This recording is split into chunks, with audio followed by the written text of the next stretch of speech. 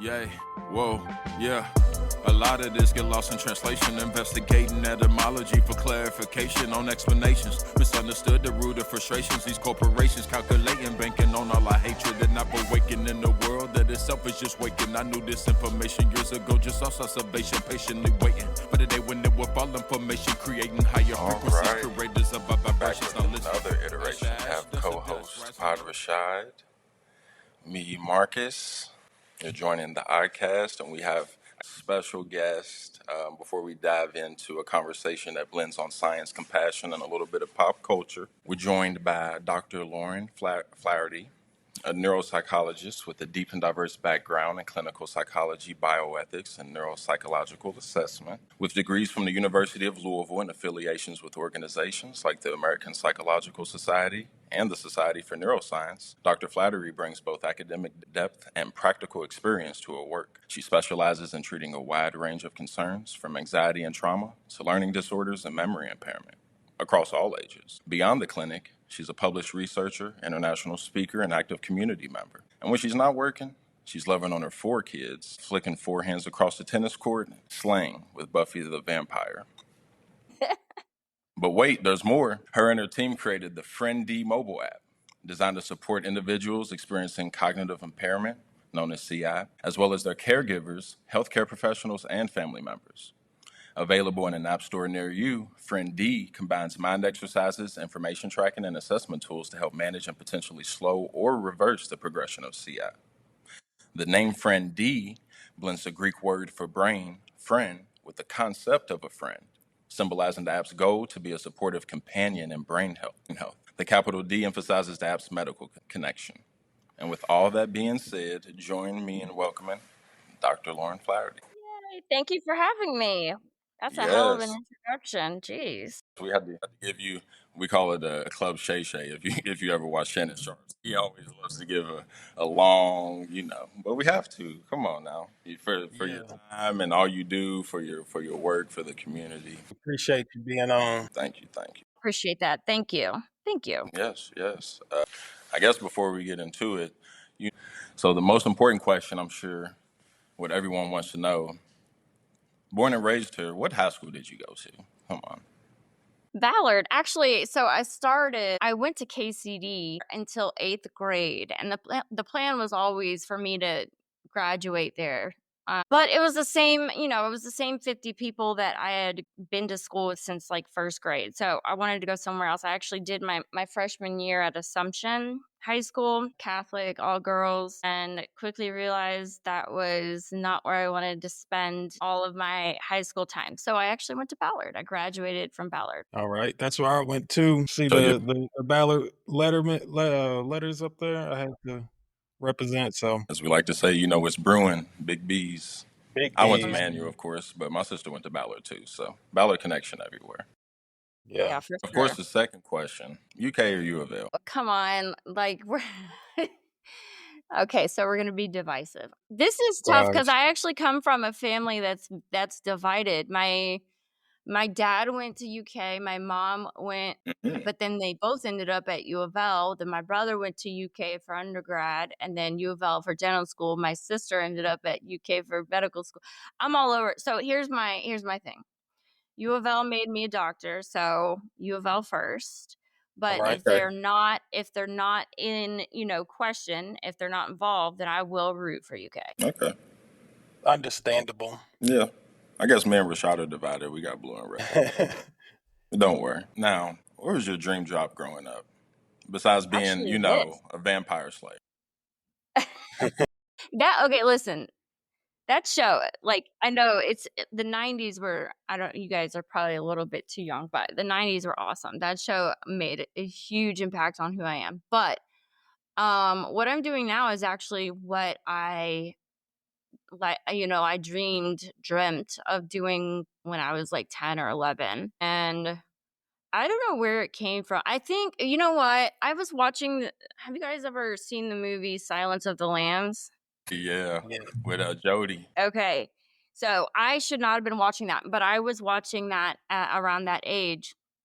And I was just enthralled. And then from then on, I started reading things and watching movies that were in the same vein, like Girl Interrupted, anything with Angelina Jolie, anything that had to do with atypical, brain processes.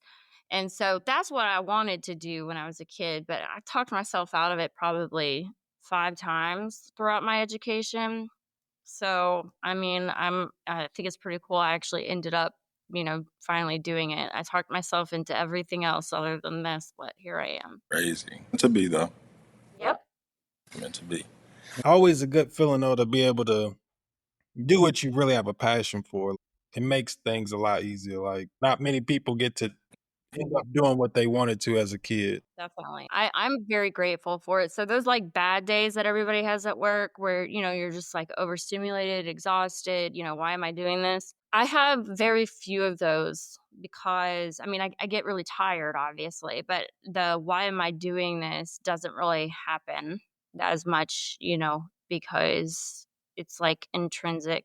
I know exactly why I'm doing this. So I understand that the majority of the global population will never really have that same opportunity. So I definitely consider myself to be very, very blessed in that area. For those who aren't familiar with neuropsychology, how would you explain that at a dinner party? Oh my gosh, I've had to do it a lot because one of the first things that you do when you meet people, right, is, "Oh, what do you do?" That's always the first Yeah. question.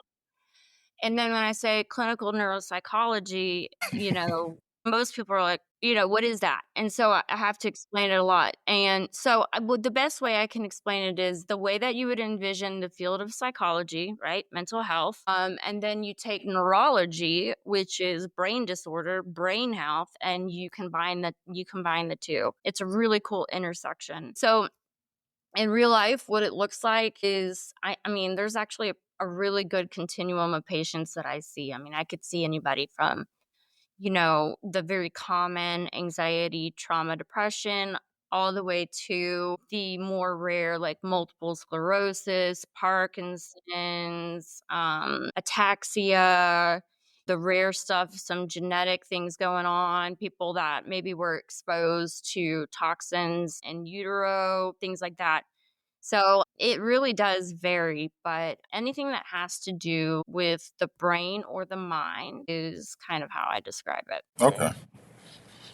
Now, are you at a private practice or hospital? How does Yeah, that differ, like in work? they're so different. I've worked in almost every environment. So obviously for a university, I've worked in a hospital. I did my internship at the VA, which is a world of its own. Academia, yeah, university. And then right now I'm in private practice. And it's just very different. It's an eat what you kill kind of thing. So like keeping really good note taking, being very, very meticulous. But also there's an element of sales to it too in private practice. So you have to really work on that you have to hone in on that marketing and that sales. And a lot of times when people get to me, I don't have to do any pitching because they've been through the mill and they're willing to do whatever, but sometimes, people need a little bit of convincing on why they need to invest in that particular service if it's out of pocket at all. Or when you work in a university, that's not an issue. That's all. So you can work less, honestly, and it's much more relaxed. You can focus on research. Private practice it's a business. What tools or methods do you use, like, since it's such a wide range? Like, how do you know, like, where to go to Yeah. first step? That's a huge part of the training, actually. So it's usually a 3-step process. So the first step is a person comes in and completes an intake. That's what we call it. And that's like gathering really extensive history, psych history, medical history, social history, education, family, environmental, developmental, everything.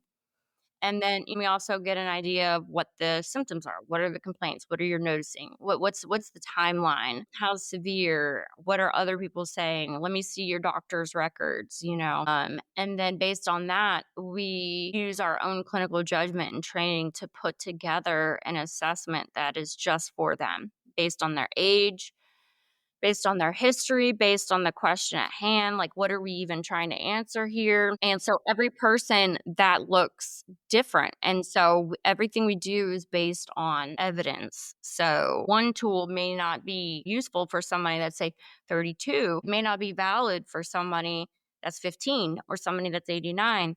You have to use different tools. So it really all is dependent upon that personal information and that history. That's wild. That's wild. So, like, I guess in that vein, neuroimaging scanning is a like part. I'm guessing that's part of it. So when you watch a movie, and it's like this is perfect. You watch a movie. Are you looking at the neuroimaging scan and seeing if it matches up with the diagnosis that they're explaining in the movie, or Yeah, are you able to sometimes. see? Sometimes there is this it was a really good one. So most shows, like TV shows and series, are just garbage when it comes to accuracy. So I don't even bother looking if we're watching like a Grey's Anatomy or whatever. Mm-hmm. So it's all entertainment and it's just not accurate. Like that stuff is not how it would happen.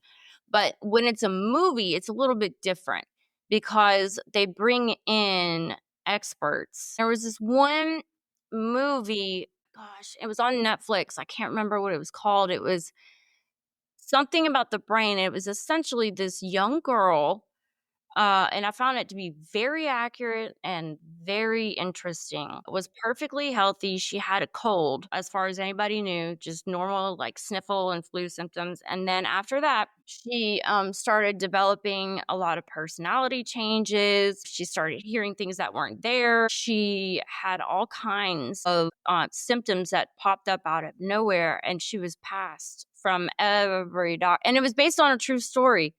Okay. It's so it was on Netflix. It's annoying me that I can't figure out what it was. But it was based on a true story, and I mean, it was probably like a year's worth of a process for her. And during the very beginning, when she started developing the first symptoms, I called it. I was like, I know what it is. I know what it is. It's the rare, I mean, it's a very rare thing, but it's basically like whenever we catch a virus, it's possible, depending on your body's immune reaction, that you can develop encephalopathy and you can develop all kinds of issues because of the immune swelling that can occur. And so that I was like, it's got to be tagged to that virus she had. It must be, but nobody else was thinking about it. And they actually played it out pretty accurately in that movie. It was well done and interesting, and I thought it would be very educational for anybody in healthcare. As far as, I mean, she was diagnosed with like schizophrenia, bipolar, like everything in the book, and nobody had even considered this other physiological reason. Is it called Brain on Fire? Yes. Yes. Yes. Yes. That's it. It's good. Yeah, that's it. And I wanted my whole family to watch it with me, but not everybody's as interested in the brain as I am. But I thought it was a good depiction for most of the time though. I mean, most of the TV portrayals are not good. That's what I commonly hear from people in the medical field. So it wouldn't surprise me that you're on that side of the tracks when it comes to Yeah. that. I think this question's from my wife. For those of us who misplace our keys daily, is what she wanted to say. What's the difference between normal forgetfulness and patterns that may show difference in our maybe cognitive impairment is the word, but Yeah. Okay, so memory is impacted by a lot of things. Memory is actually a really complicated process. It's not as okay. simple as like, oh, can you recall it or not? It's complicated. I describe it as like a file cabinet to patients. So the memory Hmm. itself is the file, but whether or not you're able to open up the drawer and withdraw the correct file is a different process. That's more of a frontal executive process. If the file's not in there at all, then that's more temporal, and that's like what you would see with Alzheimer's and stuff. So if I give you a list of words and then I say in 15 minutes, give them all back to me, free recall, that's one thing. And if you can't get them all, what I'm going to do is I'm going to give you a list of like multiple choice and say which one of these was on the list that I gave you. If you can recognize them and you say, oh, that's right, that's where, that means that the file is in there. You just weren't able to pull it out. That's more of a frontal thing, which is usually more to do with attention. So if you're not paying attention to something, you're not going to log it into memory. And it also has to do a lot with stress levels. So I have a lot of people that ask about ADHD, and what they end up getting diagnosed with more than anything is actually problematic anxiety. And they say, well, how can that mess with my memory and attention? I don't understand. And I put it like this. I'm like, okay, it would be like me putting you in a cage with a tiger, a hungry tiger, and you have no weapons, right? And I'm standing outside of the cage and I'm saying, do your multiplication tables. Give me the state's capitals. You're not going to be able to do it. And it's not because the capacity isn't there. It's because your brain has determined at that point, the only thing that matters, that is relevant, is that tiger and getting out of there. Okay. And Wow. so in everyday life, we're not going to come across a tiger, but we will come across social and financial threats. And that kind of ignites the same area of the brain. So if there's chronic stress and chronic stress hormones, your attention is disrupted and you're not going to log things the same way. You're going to log what's relevant to your brain at the time. As far as problematic pathological forgetting, there's normal aging differences that happen. Mm-hmm. Your memory's not going to be the same at 50 as it was at 20. It's just not. Your brain, your cognitive peak is 30 to 30. Okay.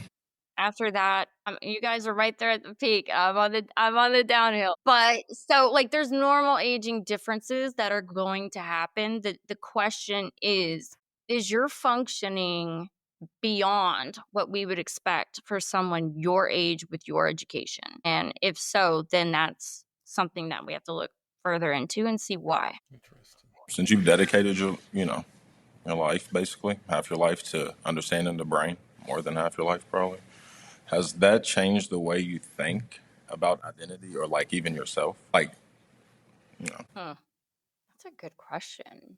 The way I think about myself, I Or don't know. do you psycho evaluate yourself? Oh, yeah. Oh my gosh, yes. My self-talk is out loud. I mean, audible conversations and lessons to myself. I'm probably a lot harder on myself than I should be. I don't extend the same grace that I would extend to others, but it has changed the way that I parent. It has changed the way that I see others and forgive others. And it actually just helps me understand people better. So I'm less likely to execute judgment and more likely to execute empathy and kind of understand. Ever since I was a kid, the only thing I've ever wanted to know about anything ever is why. And when I understand the why, it takes away the negative feelings there might have been. And then with parenting, it's totally different, because you realize these little humans, these little brains are your putty, and they're so plastic, and you can build a president or you can build a prisoner. Obviously that's hyperbole. Not everybody has the bandwidth to be a president or whatever. The my cat's here. The point is the same, is that the way that we parent, the way we talk to our kids, that becomes their inner voice. The way that I talk to myself out loud is a representation, right, of how I view and conceptualize love and discipline. And my kids will do the same. So if every time my kid messes up and I'm like, God, do you not have eyes? Are you stupid? Blah, blah. That will become what they say to themselves. And when we talk to ourselves a certain way, this is less scientific, although there's definitely research to back it up. I published a paper that your words are predictive of your own outcomes, your future. So still scientific. But the way that we speak about ourselves, the way that we speak in general, enhances the likelihood of those actual outcomes occurring. I try to execute that when I'm with other people. Not everybody's like me. Not everybody thinks the same as I do. But I'll tell you this much. It's been really, really useful in business. On the business side of things, it's been probably my greatest ally. I love that answer, for real. I'm not gonna lie. That's the way me and him think. We talk about fear-based parenting, avoiding that. We've talked about all these things before, but you just put it basically right in front of us. And these are things as a father that I'm learning about myself, about how I communicate with my children, maybe where that stems from. Cleaning that out, and like you saying, like giving them always the best. Not the best of me, but that's everything you said that's on par. I love that answer. I'm not gonna lie. And I have a quick question. Do you believe that, like, this isn't really scientific, I would say? How you speak to yourself on the inside builds your world outside. You kind of said it in a different way, but like, do you believe it in that way? The universe will react to you how you react back to it. Like I said, I know that's not scientific, but I don't know if you believe in that at all. I do. Just full disclosure, I'm an Orthodox Christian. I'm Greek Orthodox, so I do. Okay. And science is honestly, for me, the biggest measuring stick of faith for me. And what I mean by that is the more science I learn, the more I realize that it's proving everything that I believe to actually be true. A lot of people think about faith and science as being like mutually exclusive and one disproves the other. I don't see it that way at all. Like, I see the fact that, like, if you look at the story of Genesis and you actually look at the geological ages that occurred throughout creation, I mean, it's like hand in hand. So a lot of the science that I consume or produce actually just further backs it up. Scientifically speaking, so there was something called a nun study, and they had young nuns, I mean, very young adults, 18, so on, and they were to write a short little narrative about themselves, about life, about whatever, right? They analyzed each nun's word type usage using a linguistics program. I've actually used a linguistics program before, and it's awesome. And so they analyze the word. Are the words present focused? Are they past focused? Are they future focused? Are they more negative? Are they this and that, right? And then they looked at these young ladies. They followed their outcomes until old age. And what they found running it through the linguistics program is that their word usage, the type of words they used, was actually a good, significant predictor of whether or not they were going to develop dementia. Whoa. Yeah. So, like, if that's true, logically, that would lend itself to someone, like me asking, well, if that's the case, then maybe that's true for other things too. And it is. So the words that people use when writing a monologue, or even just like recording, like in therapy sessions or whatnot, if they get permission to be recorded, the words that people use are heavily associated. There's two different statistical analyses that can be used. You can use correlation, which people could easily say correlation is not causation, which is true. Or you can use logistic regression, which is predictive. And both ways, those words were not only correlated, but also predictive of outcomes, health outcomes, longevity outcomes, psychological outcomes.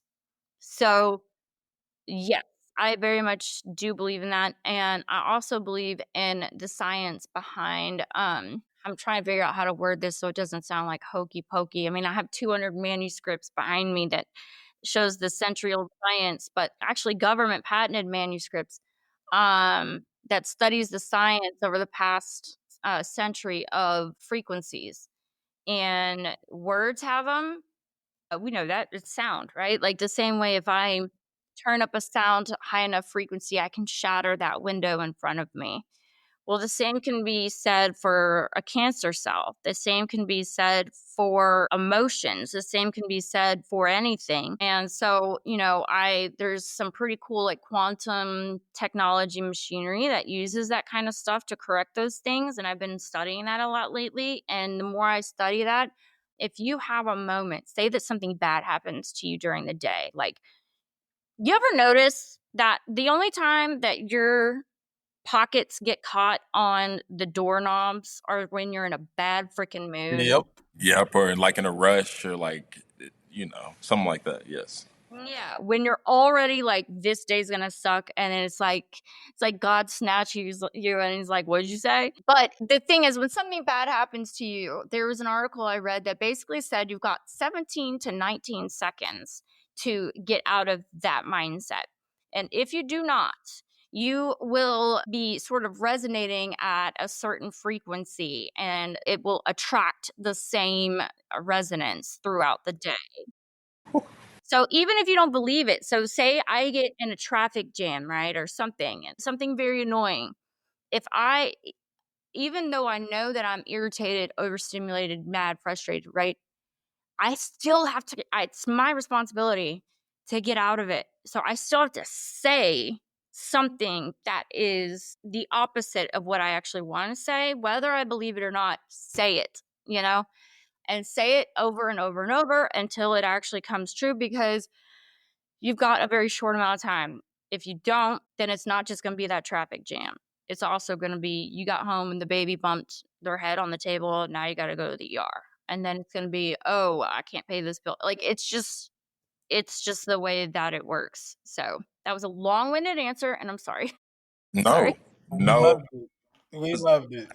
You're at like the corner of like for us like metaphysics and like we starting to get. I like that. We like hearing the hokey pokey. I don't necessarily believe everything, but I at least like to hear it. No, Everything. Some of it's garbage. Right. Some of it is. I like hearing new ideas and the way people think sometimes. It's interesting. And these are all beliefs. These are all things that I believe. Know what you're saying? What you were talking about I believe specifically. in Yeah. power of words, I don't frequencies. come to conclusions like easily. So if I believe something, it's because, like I said, I'm scientifically minded. I kind of think like a lawyer and a scientist. If the evidence isn't there, then I'm not going to just like invest. What do I look like doing that? I'm not doing that. But what that means is, if I've come to a conclusion, it means that there's been a significant amount of evidence that is enough beyond a reasonable doubt, to err on the side of that. So, yeah. Yeah, I'm with you. Now, PhrenD, but wait, there's more. Her and her team created the PhrenD mobile app, designed to support individuals experiencing cognitive impairment, known as CI, as well as their caregivers, healthcare professionals, and family members. Available in an app store near you, PhrenD combines mind exercises, information tracking, and assessment tools to help manage and potentially slow or reverse the progression of CI. The name PhrenD blends the Greek word for brain, friend, with the concept of a friend, symbolizing the app's goal to be a supportive companion in brain health app.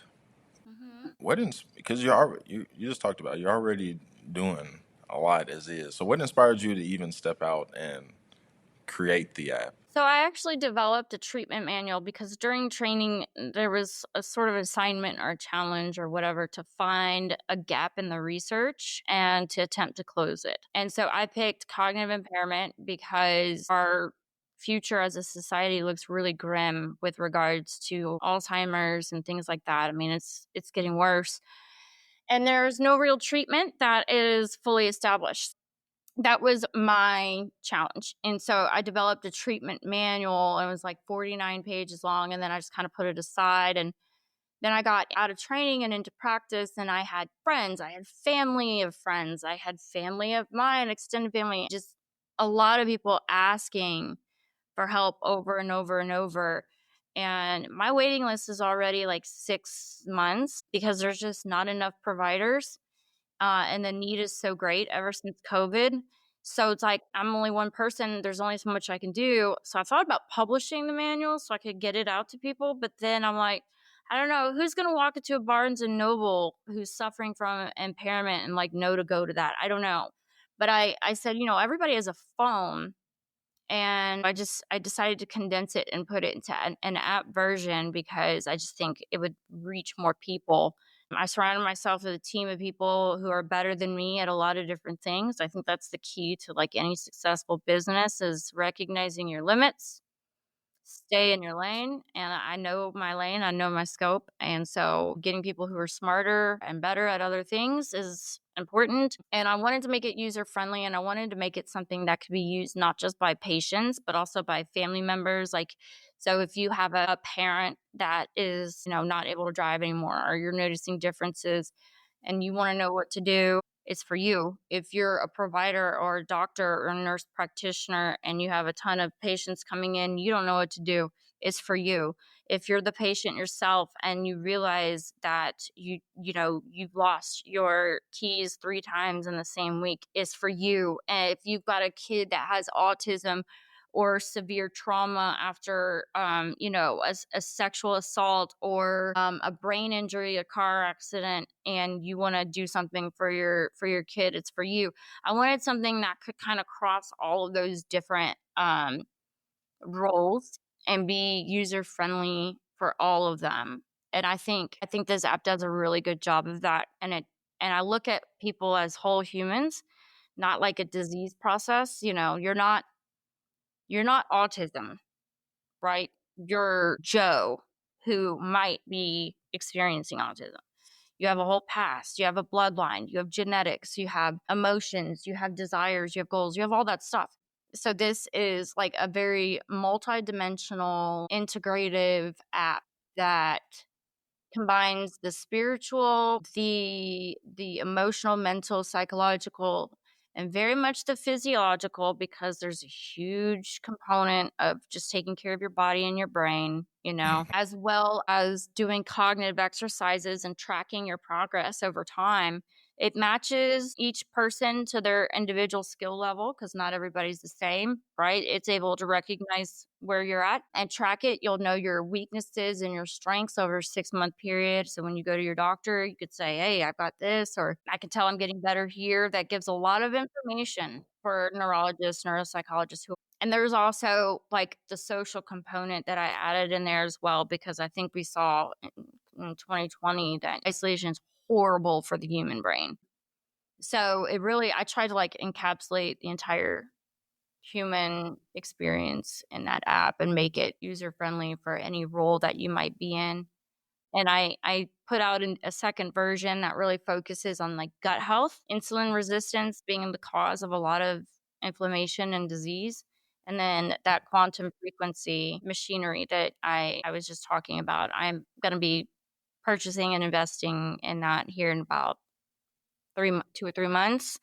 And I plan to offer that as, something I do on the side, but I talk about it on the second version as well. I don't think you're gonna find that in other apps. I think that it's still something. It's Second FDA version. approved, but You said the second version, so y'all have something else coming out, or do I have the first version? there's 2 versions. So the one that's out now is the second version. I kind of Okay. perfected it and added the stuff about gut health and frequency therapy.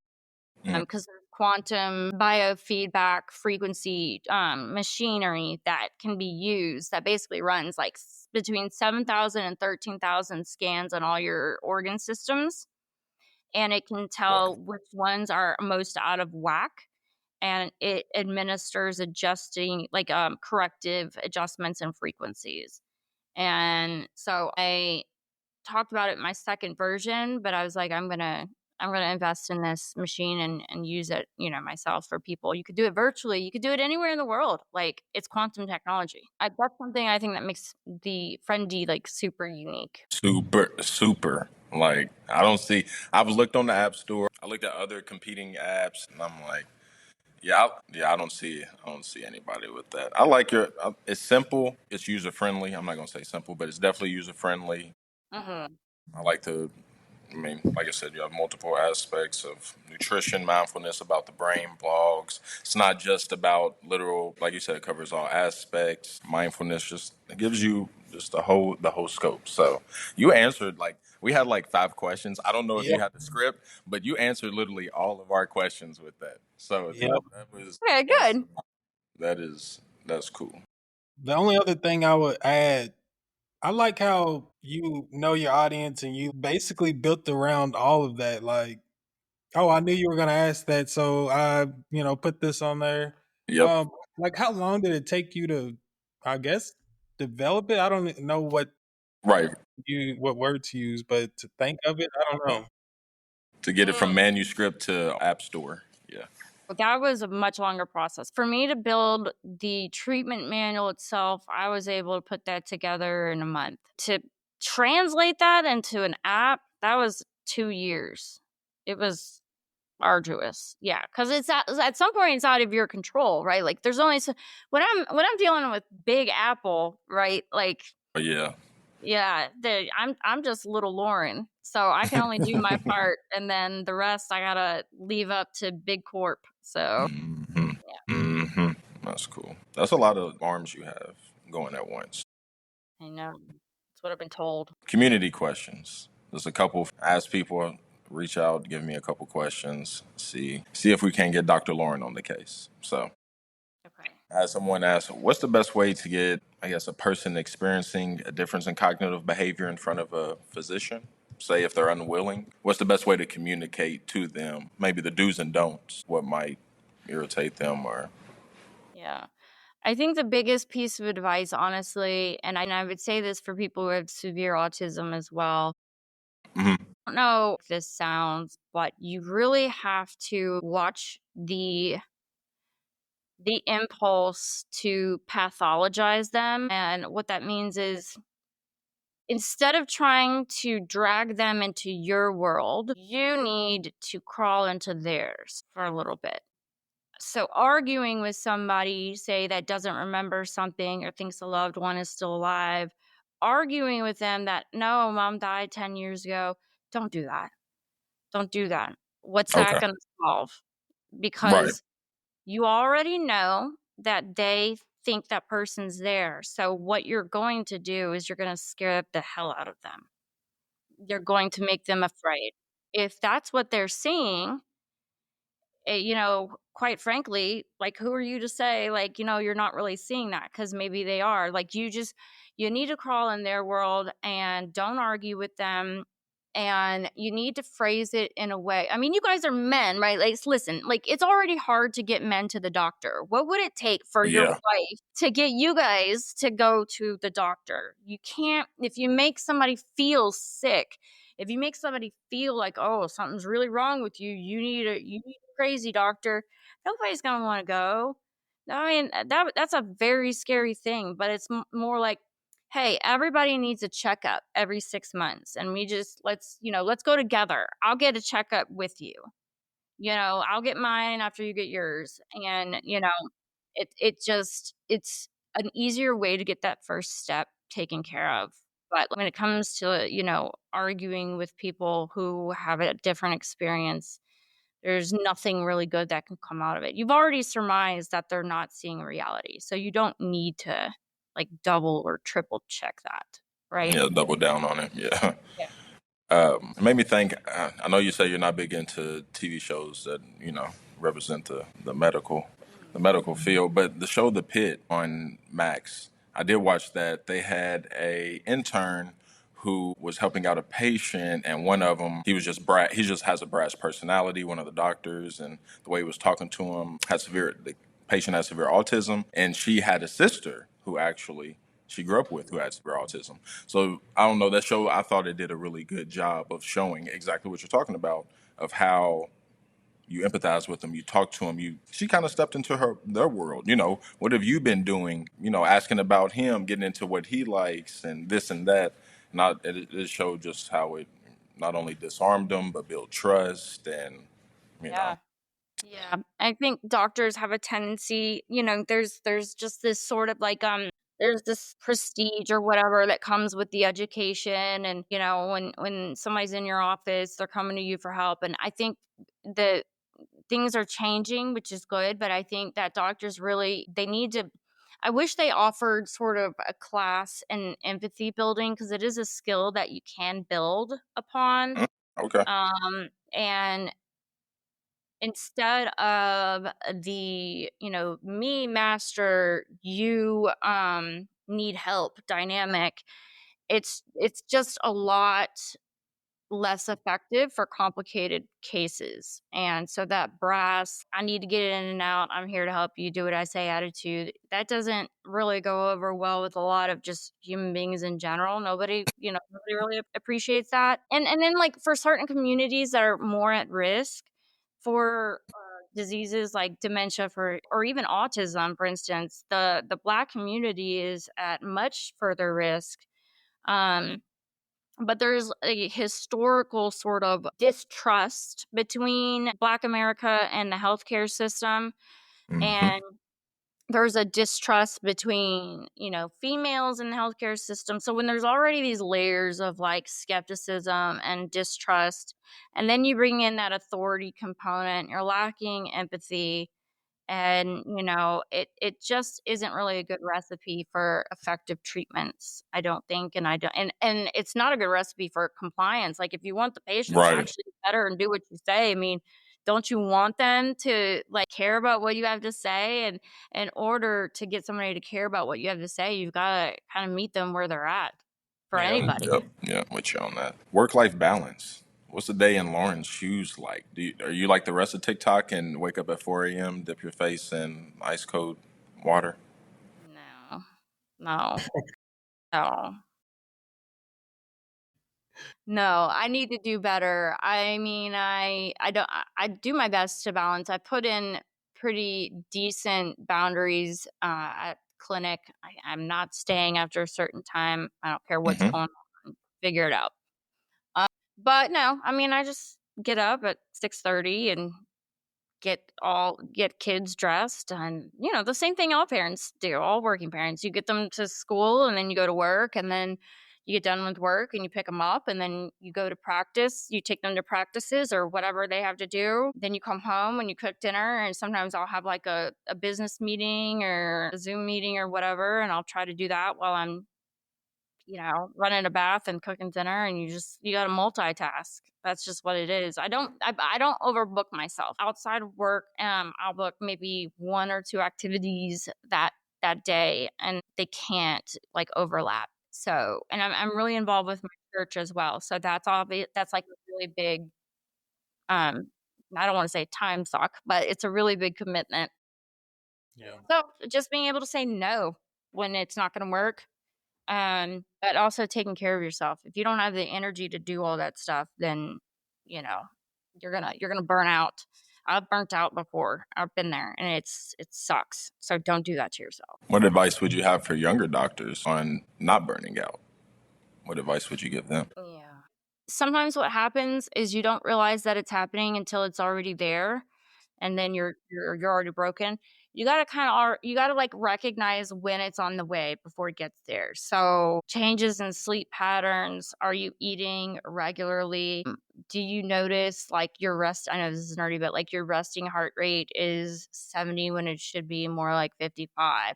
Are you not able to sit still and watch a movie? Are you consistently thinking about, like, when you have a family night or whatever, you think about tomorrow? Those are all kind of warning signals. Do you get dizzy often?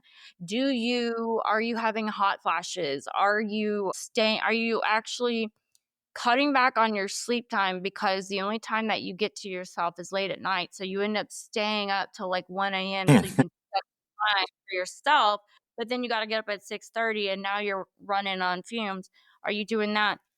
Well, that's a sign. That's a sign that, something is gonna give in the near future. Don't do what our, I guess, forefathers did and think that it's okay to work, 36 hours with no sleep. Who the hell wants a doctor that hasn't slept in 36 hours? Yeah, that's true. You That is know, so true. set your boundaries. Say, I will be here from 8 till 4:30 and I'm out. Don't call me, don't bother me. Do not That's good disturb, advice. like on the phone. Do not disturb. Just recognize that you're a human being and do what you tell your patients to do. Oh, there you go. Yeah. There you go. Take your own advice. Take your own Yeah. medicine. Yeah, there you go. I like that. I like my doctor to see. If I go to a dentist, I want his teeth to be, want his teeth to look right. You know what I'm saying? That's right. So same That's different. right. And then while doing our research, we got a strong sense of community from you. I think we saw you at the Roots 101 this past week. Where does that stem from? Or even just like you know, you say you're a big you're big into volunteering or working at your church as well. So where does that stem from? Well, I'm second generation immigrant, so I realize that community is everything. My church is about community. I want my kids to look back on it in 50 years and say, like, my mom was a big part of the reason that this church is still around. As far as the roots, I'm obviously not Black, but I am scientifically minded, and I recognize that the risk factors are higher in certain populations. Black America is one of them. Rural America is one of them.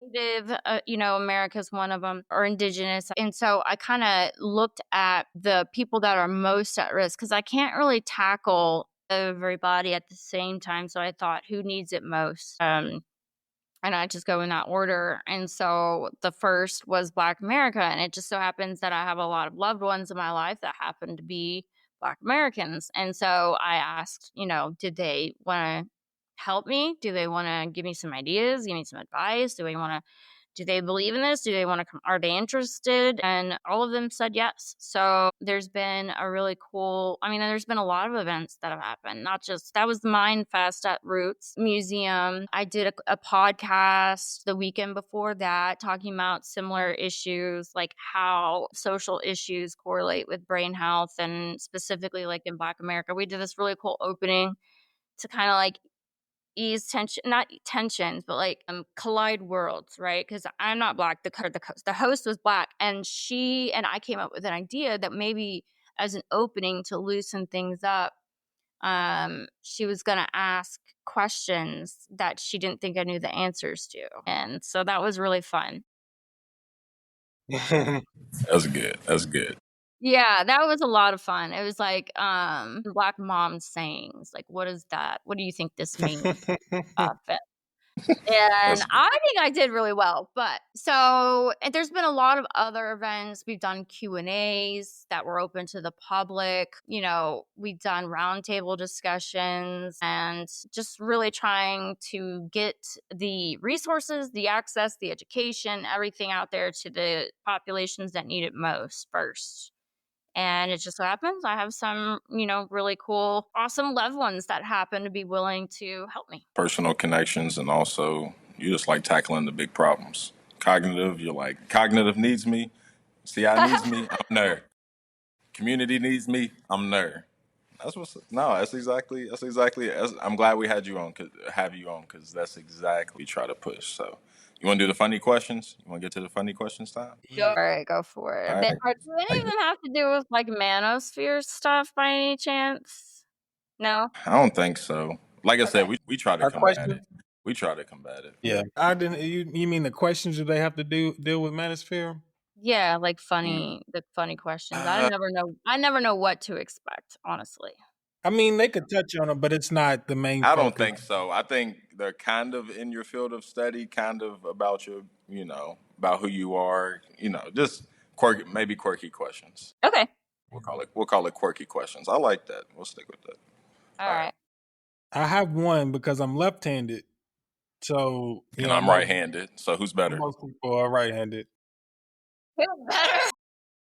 Left brain, right brain. Who's better? Is that a real thing? Yeah, to a certain extent, but it's not as concrete as people like to make it seem, because the brain compensates so well. We could cut out half of your brain and it would be able to compensate. So it's not as clear cut, but yeah, there's people that are more dominant on one side than the other, obviously. And does the hand determine that at all? Yeah. The hand's a big indicator. That's one of the first questions I ask in the intake is are you right-handed or left-handed? It helps determine like language centers and things that are going to be more likely to be like protected in certain events. So, yeah. Right. So if I grew up, I grew up left-handed. My mom made me right-handed. Does that now, am I better than Rashad or no? Well, that means you're Andy then, right? Like if you can do both. Just a little bit, like, shoot a layup here, you know, I drive with my left hand all the time, but I don't drive with my right hand. So it's like real small things, nothing crazy. I mean, I don't know. I think the Ambi's got they've got the prestige They over might, all of yeah. us. The ambies, I speak a little ambi. I'm not fluent. I speak a little. All right. The other one, is it a myth that humans only use 10% of their brain? Is that complete BS or is that? Yeah, it's a myth. Yeah. I think there's an element, a nugget of truth to it. Now, you use a certain portion of your brain at one given time, right? But also keep in mind that your breath, your heart rate, your muscle tone, holding your head up, your posture, your blinking, all of that requires your brain to be in action, right? That's already, if we're talking about brainstem, that's already, I would say 10%. But I think what they're getting at here is that you are, not, it is impossible to use all of your brain at one given moment because we are trapped in three-dimensional, or actually four-dimensional, considering one is time. Yeah. But should there be a day where we aren't limited by time, perhaps that would not be the issue. Interesting. I like that. That's a different thought. Can you enjoy football and contact sports, or Do has I your field of enjoy study? them? Yeah, like does your field of study like has that? Have you ever liked them? Did it change because of your field of study? Do you still like them? I don't like them. My son plays football. I hate it. We both grew up playing football. We were big. We were big on football. Big Now on my football. husband did too. Like, obviously I didn't want my son to play. He won that argument. He convinced me that the helmets were the safest they've ever been. If you can implant one idea into the public's collective conscious about mental health, what would it be? Give you two if you're really struggling. Okay. That humans are not as simplistic as animals, and that we consist of a mind, a spirit, and a soul. And the nous, essentially, the soul, includes the mind, and that's like your emotions. But the brain is the flesh of the flesh embodiment of your nous. That's hard. All right. I'll make it more simple. I was just basically gonna say that the mind is a spiritual thing, but the brain is the flesh embodiment of it. So, um, you got to take care of both. And inflammation. The other thing would be inflammation is the cause of 99% of all disease. So you can't treat your body or your soul like crap and expect to get out scot free. Wow. Go ahead. Do your kids, friends, or family ever psychoanalyze you since they know what you do for a living? They don't try Or that. do they leave it up to you? Okay. So she's big. She's boss. She's boss. They don't even want to Don't try. reverse They it don't want to all. go down that road with me. Exactly. Scared I to look her in the understand. eye. They don't even want to look her in the eye. Netting. She All already right. knows. Honestly, a very direct person. If I have a feeling or a thought about something, like I'll just they don't actually, nobody really has to analyze me because I'll just tell you. Oh, so it's to their benefit then. They just don't know it. Yeah, and it's their best interest not to play that game because I'll do it right back to them, so they know better. Now, were you a big Wii tennis person? So what's interesting is I've always been anti video games, anti everything. I just recently allowed a Nintendo Switch. Hmm? Yeah. It was during the winter time. My kids were driving me crazy and they weren't able to play outside. And so I figured it was a good idea because that way they could still be active and play with each other and get some kind of workout in, but and leave me alone without, like, Mm-hmm. I'm open to it now. I like playing it. Okay. All right. Your favorite Buffy episode? I'm a really big I really love the first season, and it's because that it was such a formative time in my life when it came out. I was um in 6th grade, and I don't know, you guys remember that time of life? You know, you're like 12, it's like awkward, you're weird, you don't know, you look weird, you know, you look funny, you have no idea who you are, you're very insecure, and that show came out during that time. It's kind of cheesy in the first couple episodes, but they picked up, you know, special effects pretty quickly, and it really helped me to find a sense of self at a young age. And every demon that they fought during the first season had like a metaphor for the demons of high school.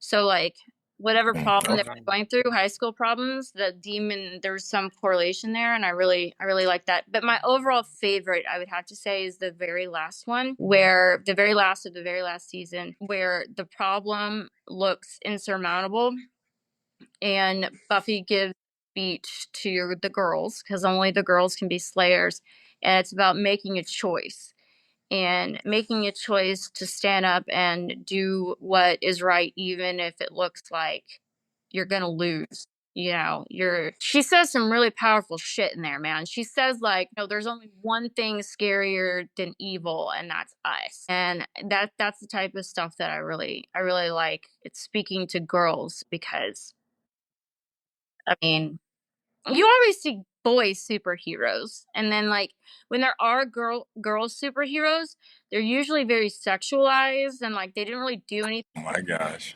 They didn't really We do just talked anything about this. to earn their powers. Like they didn't do it. They didn't like go through like, you know, the fire to become that or whatever. They're just like they're chosen because they're pretty and their like bodies are everything. But it's like there's a very few where the women are just, and Buffy is that.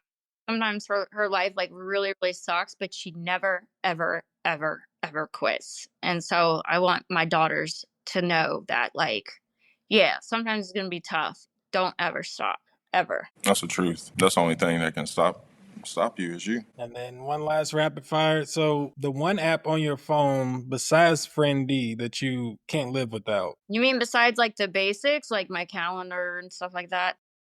Yes. Yeah. I have the Pray app on my phone. Okay. Yeah. Yeah, and so it gives me reminders every night, and it picks out a verse to listen to, and then it offers a podcast about that verse. And then you could also make comments in the community about it or whatever. And that's probably the one that I use outside of like the, you know, the every day. All the other ones, I wouldn't really care if they disappeared. I like it. We're going back to the 90s. You want to do top fives? Unless you have anything else, Marcus, you want to say besides I was the going to say top five? favorite Greek dish. Gosh, off-galimino soup. Yes, that was the first thing that everybody in my family ate when they were coming off of like the baby milk. It's home, and it's like it takes 6 hours to make, and I love making it for my family, and Okay. it's the thing that brings everybody home. Is there somewhere here I can get it that you would recommend? That's what I figured. I've looked, and so what they'll offer in some restaurants is they'll say like the Greek lemon soup. It's not. It's just like what they do is they put rice and chicken broth and squirt some lemon in there. I'm like, this is not it. I have to get it. I have to get it authentically made. Yeah, for real. Okay. Married to Medicine. Could you see you and your family on a reality show? That's so funny because I actually watched that not too long ago. I don't know whether to be embarrassed about that or not. I told you guys, so it's true. I don't know if I should be embarrassed or not, but I watched that not too long ago. My wife watches all that. Yeah, my husband is too private to do a reality TV show. I don't think he would be up at all. Like we don't even post my kids' actual faces on social media because of all the freaks out there. Yeah, all I know. Well, AI now. Do you know the song Anxiety by Doechii? No. Okay. Only reason it's big on TikTok because people are saying that the chords she picked, it's a song called Anxiety. Talks about how she has anxiety. People are saying she picked chords that are known for causing anxiety to the listener. So since you're in, you know, we were talking about your quantum machine before and frequencies and things like that, I would be interested to hear your review of the song. from a neuro. That would be kind of cool. Listen to it. I do know that certain melody frequencies carry certain properties. That is for sure. Like there's certain frequencies that are best for healing. I think even like Tesla had discovered this a long time ago. Yeah. So when I'm feeling super overstimulated, there's a specific frequency that I listen to, and it's my favorite one because there's a lot of different choices at that same frequency, but there's just this one that really like strikes a chord with me, and I can't. It's weird. It puts me in a different state, and I only need it for like 10 minutes, and then it feels like I just like woke up from a good night's sleep or something. It's weird. Um, Is it like a specific hurt? Yeah, so it's 432, but there's a specific one that because there's tons of 432s, but yeah, one that I really, really like. It just kind of speaks to me, I guess. But I mean, if there's frequencies that are healing, then it stands to reason that there's also frequencies that are disruptive as well. And our government knows that they've been toying with that for. Yeah, so you think they took all the big bells like Liberty bells and things that we used to have in churches and took them away because they used to give us some kind of sonic resonance within each other or something? They do, That's just a yeah, I know. okay. Though, but it's true. And like I looked at my church, the way that it's shaped, it's not like a little cubicle. It's shaped with a dome, almost like a bell itself. And I think so mosques and Orthodox churches they're kind of shaped similarly. If you go back to the more ancient structures, that is how they were shaped for the holy places. Now if you want to look at pyramids, that's a whole different purpose. Yeah. All right, we'll give you stereotypes of doctors and you can tell us if they're right or wrong. All right, that'll be fun. All right. They're always rich. Yeah, for the most part, yeah. I mean, if you're comparing it to the average America, yes, different specialties will make different amounts. Primary care is not going to make much as cardiology, but overall, yeah, they all make good money unless they spend their money poorly. Yeah, as a whole, Connect. like that, as a whole, they make a good living. Some are better than others, but yeah, they do well. Arrogant, pretentious. A lot of them, yeah. I think certain specialties attract that personality more. Surgery, cardiology, Really? yeah, those tend surgery, cardiology, dermatology, they tend to be a little bit more cocky. Interesting. I feel like surgeons will feel like rock stars or something, Right. like They come in and they do a solo and then leave. Yeah. Well, but you know what? They score really high on like pathology and like sociopathy too. Like you almost kind of have to be a Really? Okay. So yeah. they're like a scorer in NBA or something. Like, okay. right. What was I gonna say off that? Y'all are all work, no breaks. Y'all have no life outside of work. I think that used to be true, like back in the 80s and the 90s, but now I think that's changed. I think that's very different now. I think there's been a shift for better mental health among healthcare workers. They're at high risk for suicide and things like that. So I think that that's definitely changed. Nice. Y'all all the same, like gas stations? Like, I'm just getting gas. It's like all the same. I can go to this doctor, that doctor. Are we all the same? God, no. No. No. No. Like there's bad doctors and there's some really great doctors. Like any field. Bad lawyers, bad dentists, bad salesmen, everything. Y'all are late. Hello, I got places to go. Yeah, it's true. And I don't know this one. I just found this on the internet. Psychiatrists love corduroy. What does that have to do? What is that? I never heard that. Okay, I just want to make sure. I kept seeing it, and I'm like, "What is this?" I've never seen the corduroy That's on the. hilarious. I don't know. I don't know. I don't know. All Yeah. right. Yeah. Do you want to do top 5 self care? Give us your top 5. My top 5, one thing I do is I take a bath with magnesium and detox clay. Yeah, write that down, Rashad. Yeah. It's a wonderful. I mean, so magnesium is we're all deficient as our oil here sucks and our food sucks. But really correlated with relaxation, muscle spasms, and digestion and good sleep. So I love magnesium every night, and when I take a bath, there's magnesium flakes in there, and that clay detox stuff. That's a step for me. And then that I listen to these when um, what is he doing? I do set aside a short period of time where I delight all 5 of my senses. So, and I do it with intention. So, my favorite smell, my food, my favorite like soft blanket, and I really like the sound of the cicada. So I'll capitalize on that, and 5 of them for a short period. Um, the other thing, I like to go outside into the sun. I'm definitely a summer girl, and it gives me Okay. uh air and quiet, honest to that I need. Here's the other thing I do. Here's a good one. I get those frequency treatments done on myself, and I do lymph massages.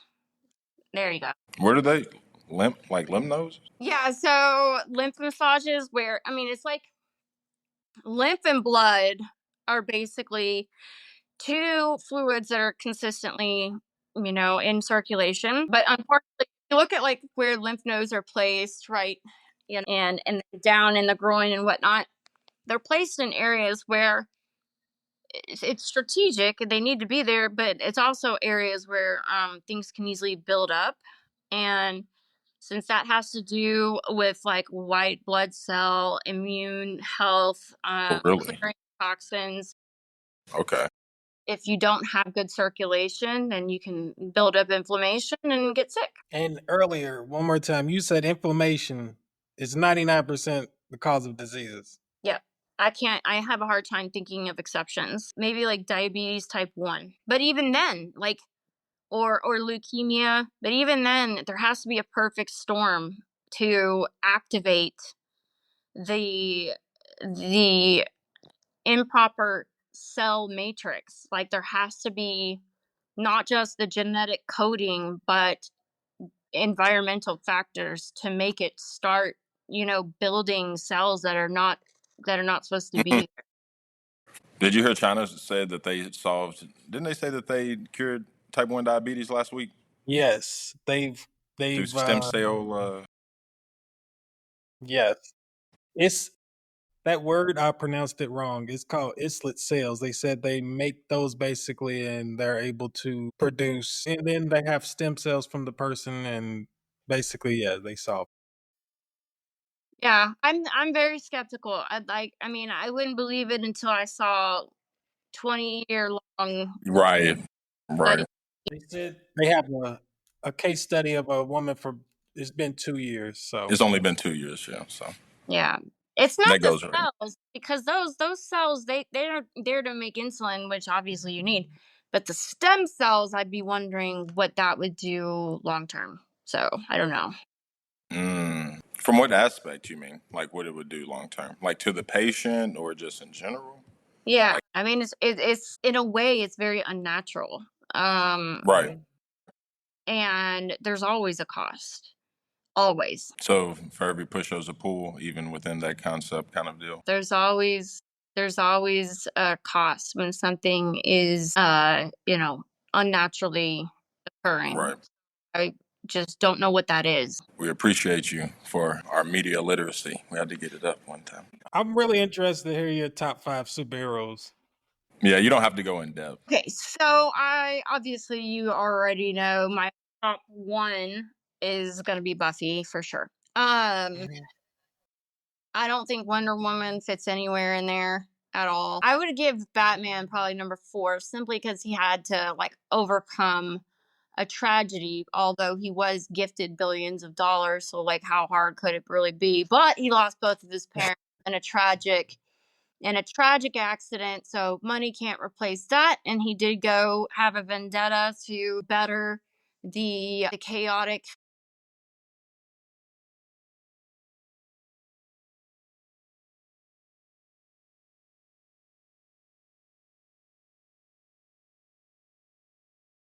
Oh,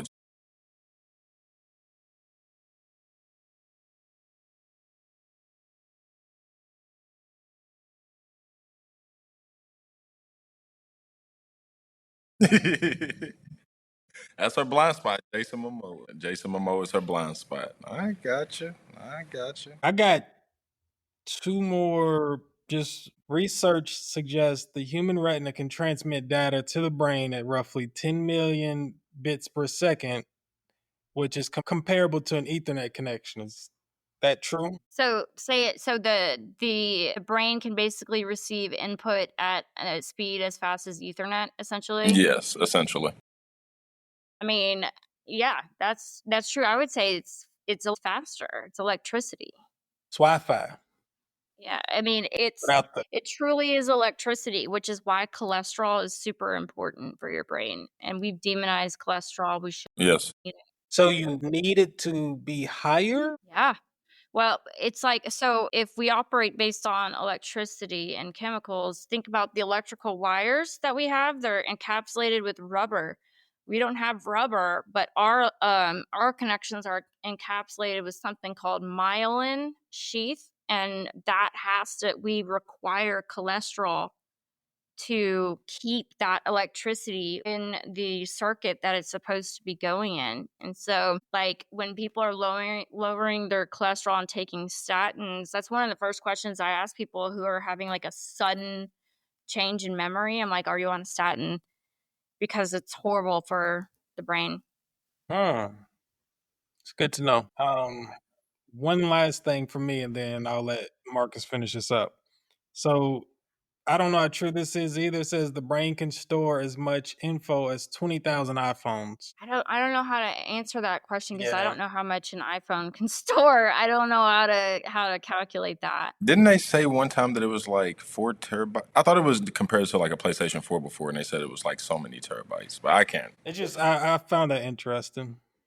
I don't know how much an iPhone can store, but I don't really think there's actually a limit on what the brain can store.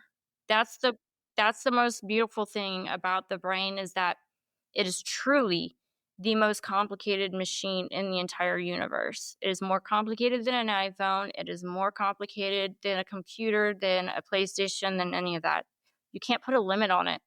If you're looking at somebody's brain, you're looking at their entire existence, everything that they've ever smelled in their life, everything that they've ever seen, every emotion that they've ever felt. You know, it's like it's not comparable to like storable data and pictures. There's no limit, you know. Makes me like, I don't know why when she was talking, I was thinking of like Interstellar with His library brain. just it doesn't, yeah, it has no limit, it has no boundaries, but crazy. Yeah, I'm sorry. I got it. No, I was gonna say I have one more fact. I know I just said one more, but this is I feel like this isn't fair. It says the brain isn't fully developed till around 25 or so. But like you said earlier, and I had wrote this down, memory and cognitive abilities begin to decline in your late 20s. So we got a 5 to 10 year period of peak, and that's it. Yeah. I mean, that's all true. When we say it's not fully formed till 25, what we're talking about is the cortex, the frontal cortex, like the most complicated higher order thought that is not fully formed until 25. That is because a lot of our higher executive order thinking requires experience.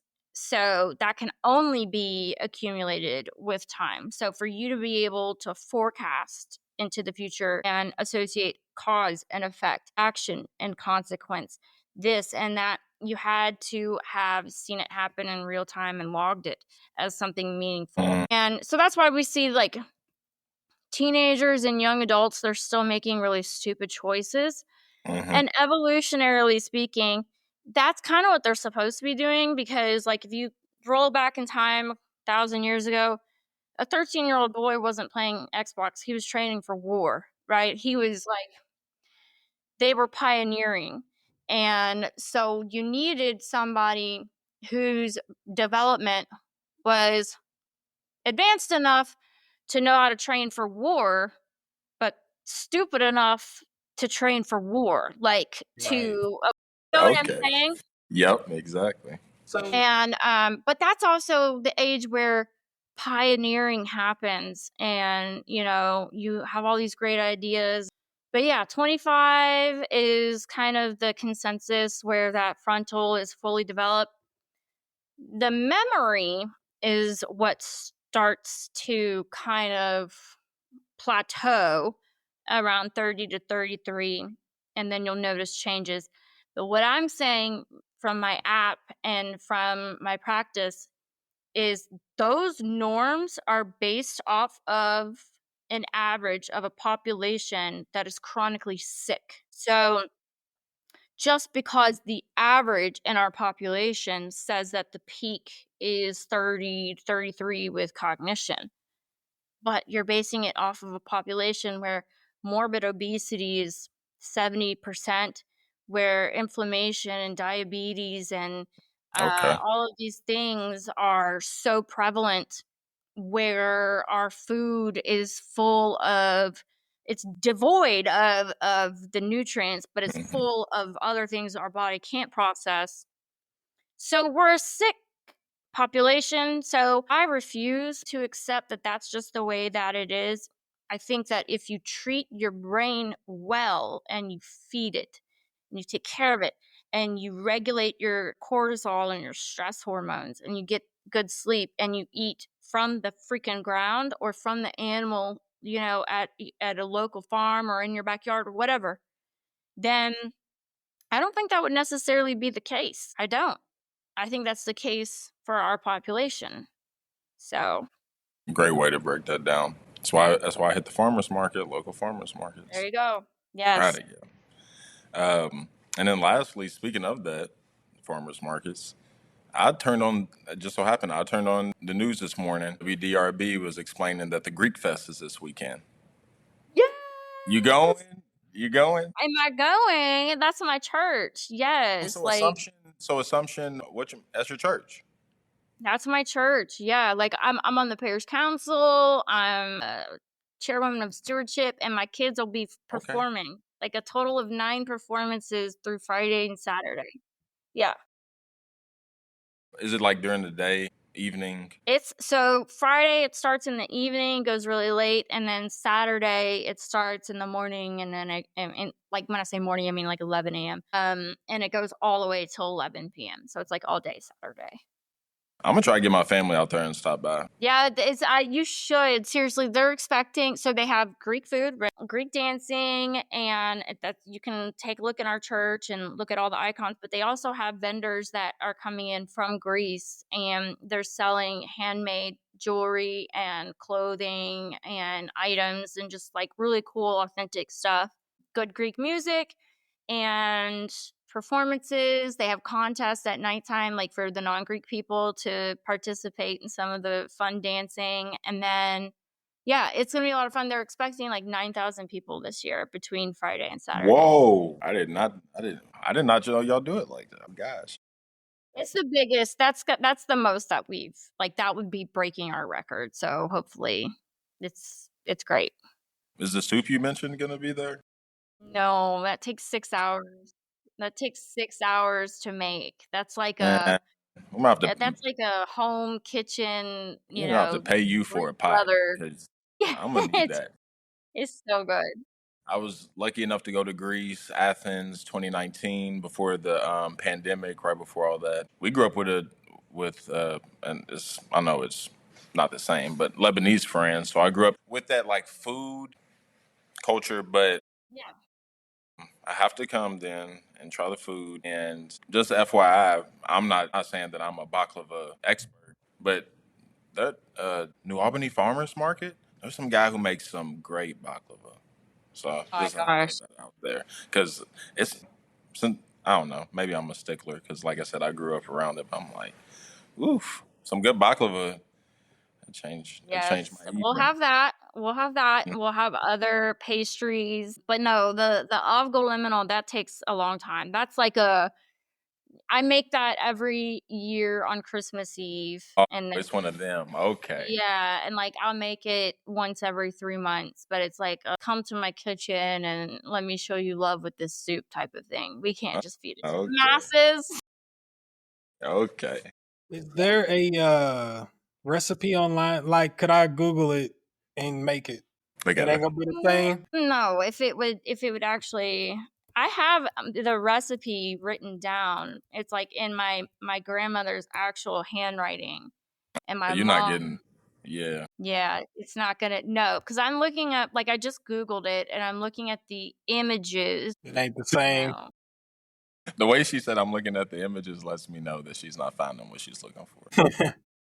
No, they're doing absolutely not. No. Nope. Okay, just I wondering. wouldn't need it, but I'm All right. snobby when it comes to it, so. You can't make it online. There's no stronger endorsement but to go see him in person at the Greek Fest. So we'll definitely try to get out there. It'd be nice to meet you in person. But with that being said, we just thank you for joining the show. Thank you for opening our minds up, breaking down what you do, how you do it. Thank you for going even beyond that, creating an app, being so, all inclusive, thinking of everyone. That's bigger than even though that's what you do and you study, that's bigger than your career. Thank you for helping out with the community. Like I said, places like Roots 101. And thank you for your time. Time's Oh, valuable, and you gave us plenty of time. We're only supposed to go an hour. We went twice as long. So, like, literally, if you're promoting PhrenD, if you're promoting anything, hit us up. We're gonna do promotion for you all week. Like, just let us know anything we can do, and hopefully, we'll get out and try to see you this weekend. Very well, nice that's so meeting you. sweet. Thank you guys so much. That really means a lot. That seemed very genuine, and I really appreciate that. Thank you for letting me come on here. Yeah, definitely. Problem. Any time too. Want to hop back on? Something new happens. You just want to say something. If it doesn't have to be long. It can be short. It doesn't have to be anything. We can have fun. Whatever it is, just let us know and let us. You're Okay. in the iCast community now. Yeah, you're in the ICAST community now, and like I said, hit us up any way we can help you because you're helping us. So Absolutely. I appreciate it. And I would be more than willing to help you guys combat manosphere stuff. So, okay, Okay. okay. We might maybe just do something small where we just chime in for like 15 minutes and be Yeah, like, shoot this down for us. Snipe this down. We're gonna give you the yeah. sniper. You just shoot this down. Please do. yes, there's so many facts that in stats that just completely debunk like the majority of what they say. So, it won't be hard. I could do that in my sleep. Yeah. Yeah. All right, well go enjoy your go ahead. I was gonna say maybe one time you can come on. Just do strictly top 5 lists. We love our Yeah, top we love 5 doing lists. that. That's So what we're kind of we do known, that known often. for. Okay. Gotcha. So yeah. Yeah, go have a great weekend. Enjoy Greek Fest and all best wishes to you and All friend D. right. Thank you guys. Hopefully, you guys come and you guys really enjoy it. So, I appreciate it. Thank you guys. Of course. Thank you. All right. Bye. But wait, there's more. Her and her team created the PhrenD mobile app, designed to support individuals experiencing cognitive impairment, known as CI, as well as their caregivers, healthcare professionals, and family members. Available in an app store near you, PhrenD combines mind exercises, information tracking, and assessment tools to help manage and potentially slow or reverse the progression of CI. The name PhrenD blends the Greek word for brain, friend, with the concept of a friend, symbolizing the app's goal to be a supportive companion in brain health.